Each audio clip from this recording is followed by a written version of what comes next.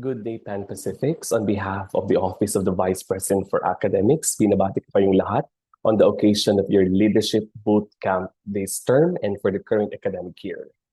I would like to congratulate your advisor and the rest of you for organizing this essential event to ensure that everyone is on board, that we have to align our priorities, and as we end the academic year, our plans for the um, succeeding school year for us to be able to serve our fellow students better, our institution, our community, our nation, and our world. Allow me to share my presentation from my end. With your objective for this event, it would be leadership towards competency, character, and commitment.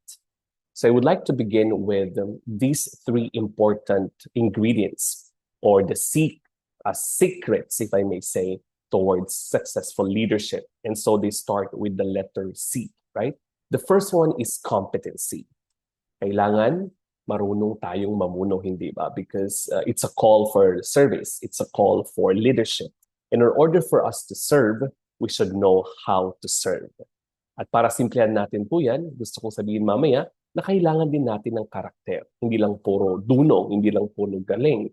Pagkos meron din dapat tayong puso sa pamumuno. At higit sa lahat, commitment. Even though you have the head and you have the heart, if you don't have your dedication to proceed, to continue amid the challenges, for example, amid the setbacks, then we will not succeed in leading.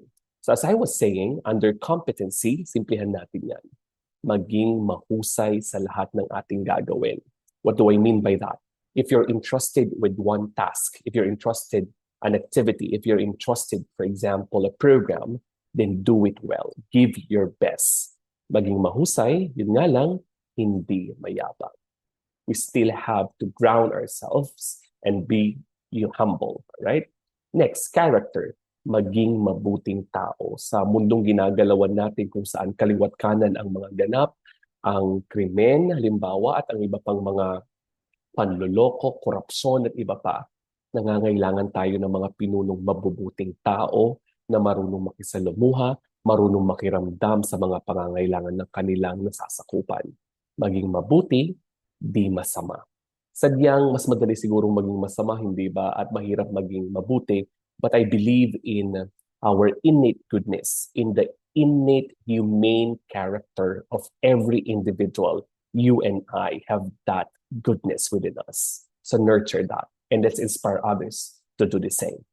And commitment, it's about pagpapatuloy. Padayon sa inyong lahat. Patuloy na magpatuloy sa paglilingkod sa kabila ng lahat. When you are frustrated, when you feel that it's overwhelming, if it is challenging because of the agile, ever-changing, di ba, daming pagbabago, change fatigue is real, compassion fatigue is real, but you always go back to that purpose and passion to be leaders. And if you do that, hindi ka mapanghihinaan ng loob para magpatuloy.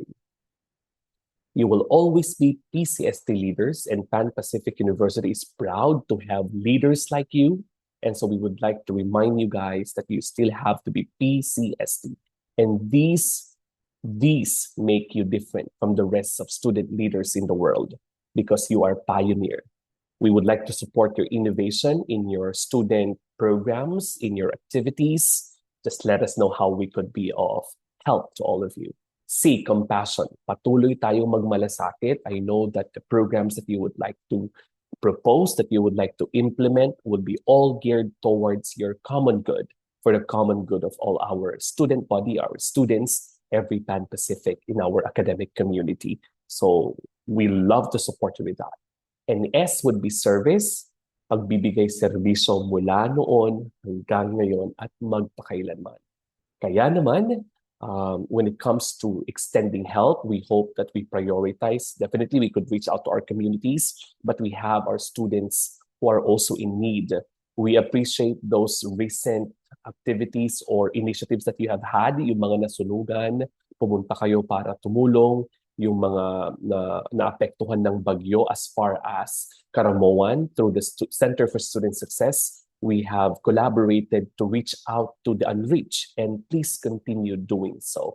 Walang maliit sa tulong na may bibigay natin lalo na kung mula sa puso. Kung mula sa puso ay tunay ng ganyan, sabi nga ng kanta. And finally, truth. Walang kwenta ang lahat ng ating ginagawa kung hindi ito nakabatay sa katotohanan, sa ingay ng politika. Sana ang tumanglaw sa atin palagi ay ang katotohanan because it will always set us free and be the truth seekers and be the advocates for truth.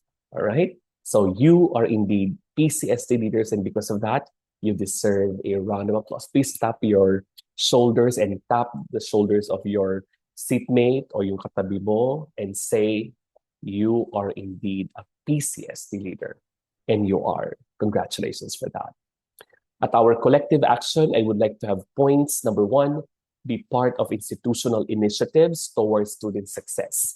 We from the academic domain, the academics, and then the academic services, on behalf of the Academic Council and the management of the university, we would like you to be fully involved, fully engaged, and fully be part of the activities that we do for your own benefit.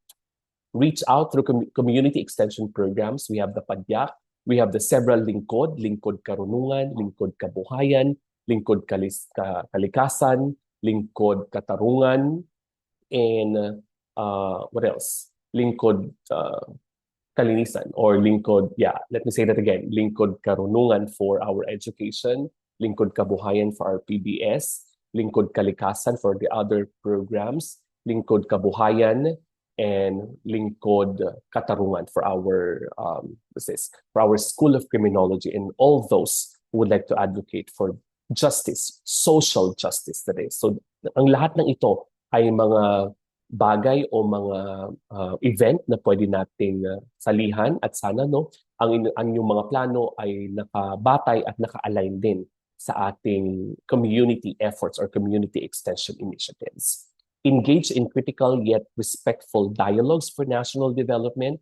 Alam ko na masasabi niyong bata pa kayo, nag-aaral pa lang kayo, pero kayo talaga or tayo ang kinabukasan, tayo ang pag-asa ng bayang ito, kaya patuloy tayong makibahagi sa kritikal, malaliman, ngunit respetado at maayos na pakikipagdialogo sa iba upang nang sa ganon tayong lahat ay umunlad sa Pilipinas. Naniniwala ako na may pag-asa pa ang bansang ito na umunlad sa tulong ng bawat isa at sa tulong ninyong mga kabataang leader o mga namumuno sa inyong mga organisasyon. Be a global citizen for the world, true to our mission and to our vision to become the total university in the Pan-Pacific Rim. You have the entire Pacific Ocean and the world to explore and be the best version of yourselves. And being leaders would be the keys towards countless opportunities to be of service through humanity or to humanity at large. All right? And so meron tayong larawan dito. I would like to quote Dr. Fermin, who shared this during one of our trainings in 2025 for the Teacher Education Council. Kung makikita niyo po, ito ay isang wawa. Alright? Or yung bunganga ng ilog, or yung nagsasalubong yung iba't ibang anyo ng tubig, or sa Ingles, ito ay estuary. At ano ang relevance nito sa ating pinag-uusapan ngayon? Gusto kong sabihin na kailangan natin ng sabangan. Ito yung melting pot. It is where the intersection of ideas, the intersection of collaboration. At salubungan, dapat we meet halfway, compromise, collaborate, find better solutions to problems, at hindi sana sabungan o awayan ang mamayani. Because together, as we say, we could do more. And as one Pan-Pacific, true to our 33rd foundation anniversary, kung magkakaisa tayo, Tayug or Daneta, one Pan-Pacific, we could do wonderful things for the common good of all.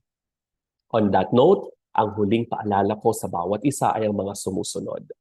Mamalakad ng tama at tapat, maglingkod ng buong puso, at higit sa lahat, mamuno ng buong husay.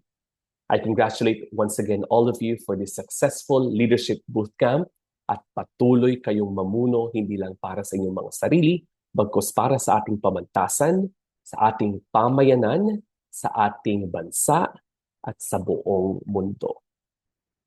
Good day, everyone. Thank you for having me.